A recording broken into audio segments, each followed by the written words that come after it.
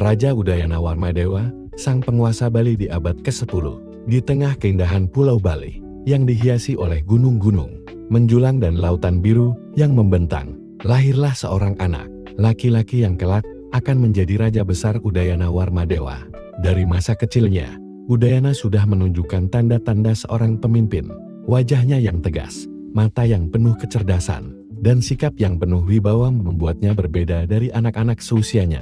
Masa kecil dan pendidikan. Udayana tumbuh dalam lingkungan kerajaan Warmadewa yang makmur, di bawah naungan ayahnya yang bijaksana. Ia dididik dengan keras, tidak hanya dalam ilmu kerajaan dan peperangan, tetapi juga dalam nilai-nilai agama Hindu yang kuat. Bali saat itu adalah pusat kebudayaan Hindu yang kaya, dan Udayana belajar dengan tekun membaca kitab suci, serta memahami ritual-ritual yang harus dijalankan sebagai seorang raja yang dharmik raja, yang menegakkan kebenaran dan keseimbangan alam. Sebagai seorang pangeran, Udayana tidak hanya terikat pada ruang istana. Ia sering menjelajah ke desa-desa dan pegunungan Bali, bertemu langsung dengan rakyatnya, memahami keluh kesah mereka, dan belajar tentang kekayaan alam yang dimiliki pulau tersebut. Kepekaannya pada rakyat menjadikannya sosok yang dicintai dan dihormati. Naik tahta dan pemerintahan. Ketika usia Udayana memasuki masa dewasa, ayahnya menyerahkan tampuk kekuasaan kepadanya. Raja Udayana Warmadewa naik tahta dengan tekad kuat untuk memperkokoh Bali sebagai kerajaan yang mandiri dan kuat. Ia melanjutkan tradisi leluhurnya, mengedepankan kesejahteraan rakyat, pembangunan infrastruktur, dan pengembangan kebudayaan. Salah satu pencapaian besar Raja Udayana adalah memperkuat posisi Bali sebagai pusat perdagangan dan pelayaran di Nusantara. Ia membangun pelabuhan-pelabuhan baru yang menghubungkan Bali dengan kerajaan-kerajaan lain di Jawa, Sumatera, bahkan sampai ke India dan Cina. Hubungan diplomatik dan perdagangan ini membawa kemakmuran bagi rakyat Bali dan memperkuat kekuasaan Warmadewa. Selain itu, Raja Udayana juga dikenal karena kebijaksanaannya dalam menjaga persatuan antar berbagai suku dan desa di Bali yang saat itu memiliki tradisi dan kepercayaan lokal masing-masing. Ia mengadakan berbagai upacara keagamaan besar yang melibatkan seluruh rakyat, menguatkan rasa identitas dan kesatuan dalam keberagaman, kehidupan keluarga dan warisan. Raja Udayana menikah dengan seorang putri dari Jawa yang bernama Mahendradatta, seorang wanita cerdas dan berpengaruh. Dari pernikahan ini, lahir seorang putra yang kelak menjadi tokoh penting dalam sejarah Nusantara Airlangga. Udayana sangat mencintai keluarganya dan menanamkan nilai-nilai kebijaksanaan serta keberanian kepada putranya sejak kecil. Airlangga kecil tumbuh dalam suasana kerajaan yang kuat dan damai. Dari ayahnya, ia belajar tentang tanggung jawab besar memimpin sebuah kerajaan dan menjaga keseimbangan antara kekuasaan dan kebajikan, masa tua dan akhir hayat. Di tahun-tahun terakhir hidupnya, Raja Udayana semakin memperkuat sistem pemerintahan dan melestarikan tradisi budaya Bali. Ia dikenal sebagai raja yang adil dan bijaksana, yang selalu memikirkan kesejahteraan rakyatnya lebih dari apapun. Ketika ajal mulai menjemput, Raja Udayana meninggalkan sebuah kerajaan Bali yang kuat, makmur, dan penuh keharmonisan. Ia meninggal dengan tenang, dikelilingi keluarga dan rakyat yang mencintainya. Warisan dan ajarannya tetap hidup, terutama melalui putranya, Airlangga, yang kemudian menjadi penguasa besar di Jawa dan Nusantara. Refleksi kisah Raja Udayana.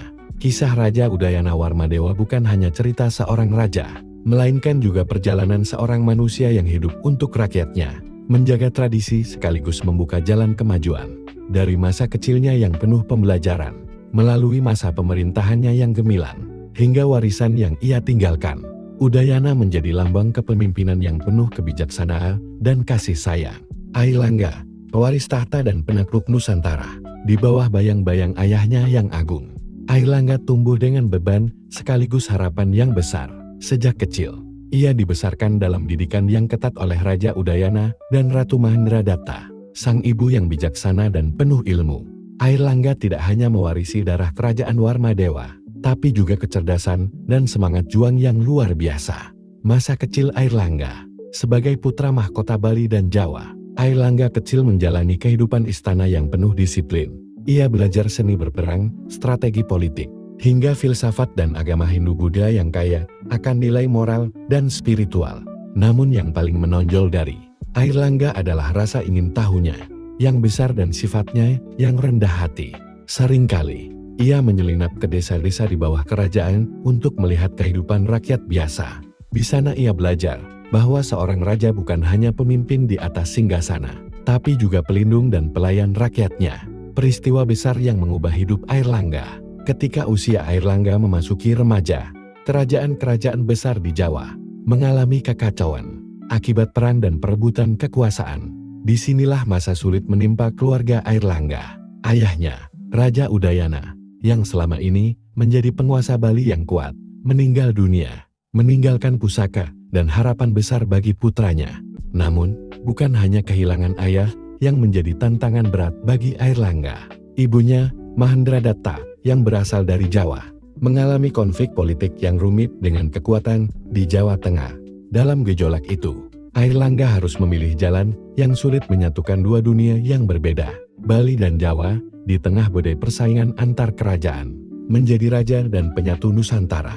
Dengan tekad baja dan bantuan para penasihat bijaksana, Airlangga berhasil menenangkan kerajaan Bali dan merajut kembali hubungan dengan kerajaan-kerajaan di Jawa.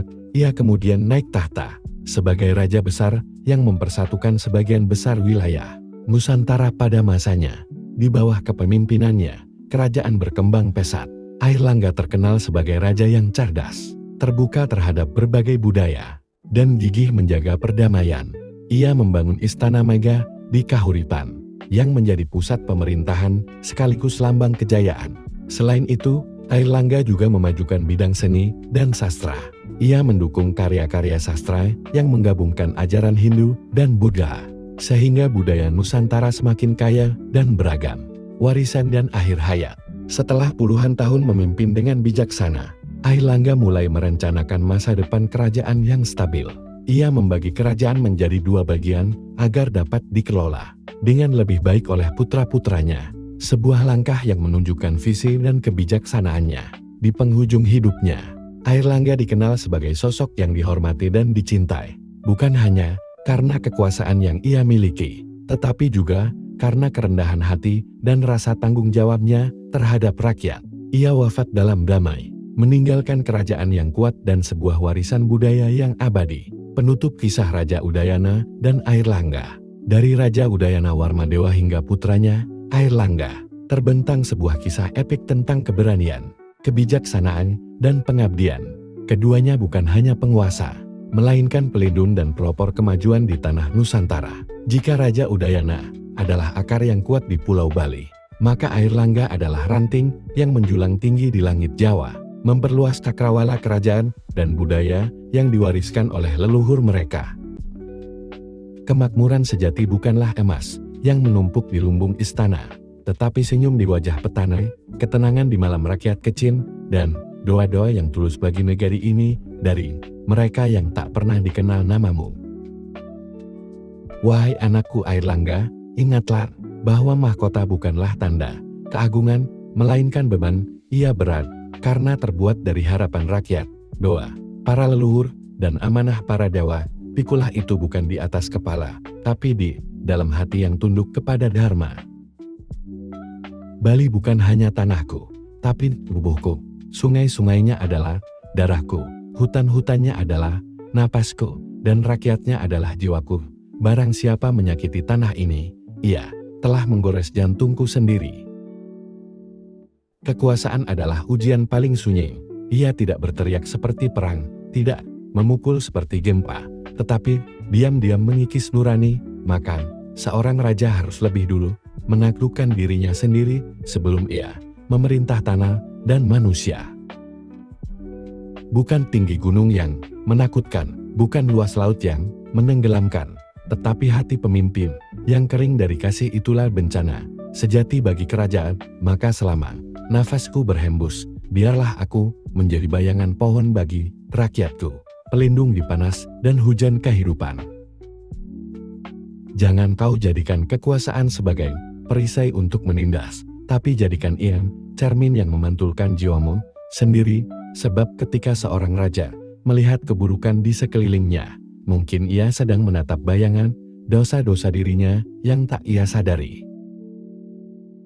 Aku tidak akan meninggalkan kerajaan ini dengan benteng yang tinggi atau pasukan yang banyak, tapi aku akan wariskan sesuatu yang lebih kuat dari batu dan besi: kepercayaan rakyat, hukum yang adil, dan kasih sayang yang diwariskan turun-temurun.